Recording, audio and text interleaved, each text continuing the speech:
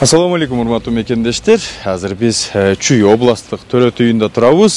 Бул жерде 15 жаштагы кыз төрөт үйүнө келген. 15 жаштагы кызды ким каттоого алган?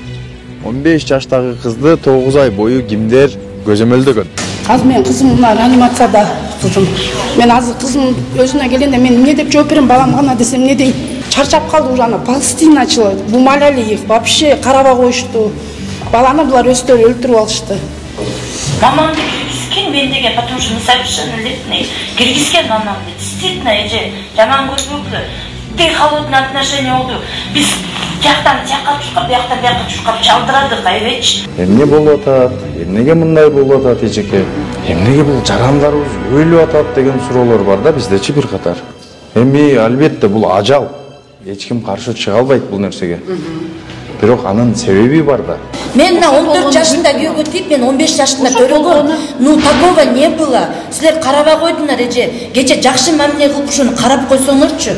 Кичине ошону карап койсо жакшы болуп төрөмөк. Бирок менин камерам күйгөнгө чейин силер такыр мойнуңарга алып, жада калса аны акча менен жапканга аракет кылганыңарды айтып атпайбы?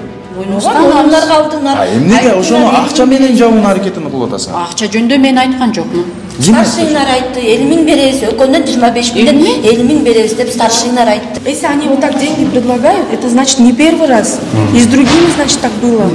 Биз кечинде келсек, бала уже чарчап калыптыр дейт. Көрүнүп эле турбайбы, медицинский отходдо.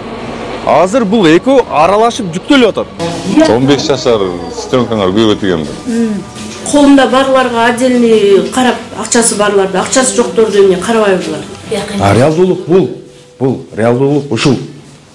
Жанагы министрлик же болбосо кээ бир атка минер деп айтабызбы, кандай ыйгарым укуктуу байкелерибиз айтып аткан нерселер жок, байкелер. Эң биринчиден суроо 15 жашар кыз роддомго кандай кылып келген? Силер эмнеге 15 жашар кыздын Кыргызстандын мыйзамына баш ийбей 15 жашар кызды күйөөгө берип, 15 жашар кызды ушул күнгө чейин жашырып жаап келесиңер? Көрдүңбү? Жок, биякта мындай болуп атат да. Азыр бая мен доктурлар боюнча көтөрүп чыксам дагы неме эткен. Бүт жерде видеосъемка запрещена деп чаптабаптыр. Али, өзүңөр деле көрдүңөр. Ал ыргытты мен анын баарынчы. Эмне себептен биякта видеосъемка запрещена? Кайсы мыйзам менен видеосъемка запрещена биякта? Ушинтип укрывать этишет да булар жантылашып.